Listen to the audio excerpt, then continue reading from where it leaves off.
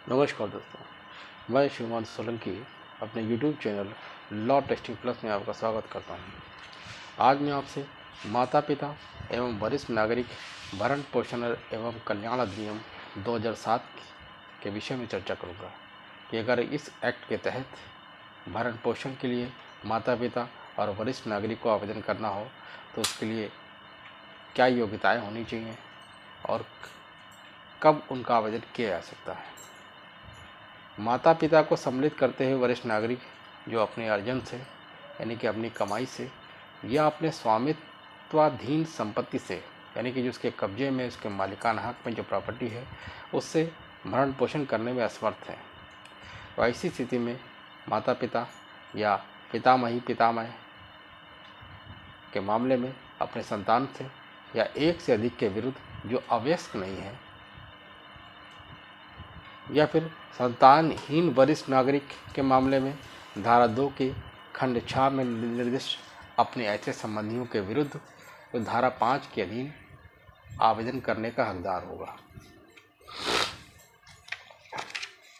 अब धारा 2 के जो खंड 6 की बात कही गई है कि धारा 2 में के जो खंड 6 में कौन से संबंधी है, तो संबंधी का तात्पर्य संतानहीन वरिष्ठ नागरिक कोई विधिक उत्तराधिकारी है जो अवयस्क नहीं है और उसकी मृत्यु के पश्चात उसकी संपत्ति के व्यवसाय में या जो उसको उत्तराधिकार में प्राप्त होगा। यानी कि वरिष्ठ नागरिक जो भरण पोषण केवल उसी से प्राप्त कर सकता है जिसके पास कोई संतान ना हो। दूसरी स्थिति यह है कि उसको उत्तराधिकार में संपत्ति मिलने वाली हो। तीसरी स्थिति यह है कि वो माइनर ना हो यानी कि नाबालिग ना हो।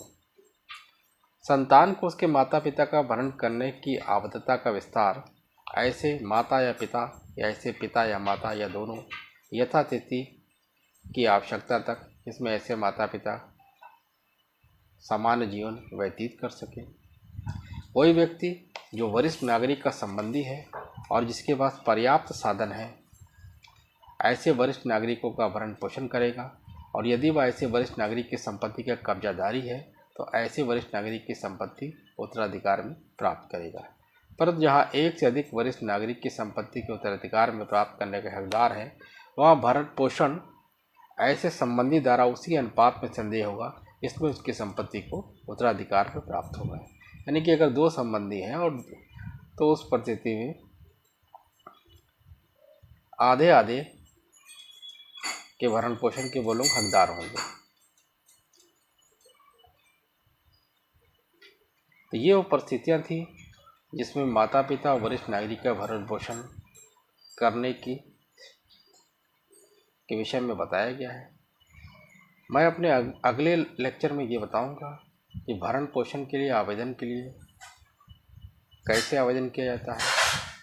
यदि आपको मेरा चैनल समझ में आता है तो कृपया इसे लाइक करें, सब्सक्राइब करें, शेयर करें, कमेंट करें। तब तक के लिए जय हिंद, जय भारत।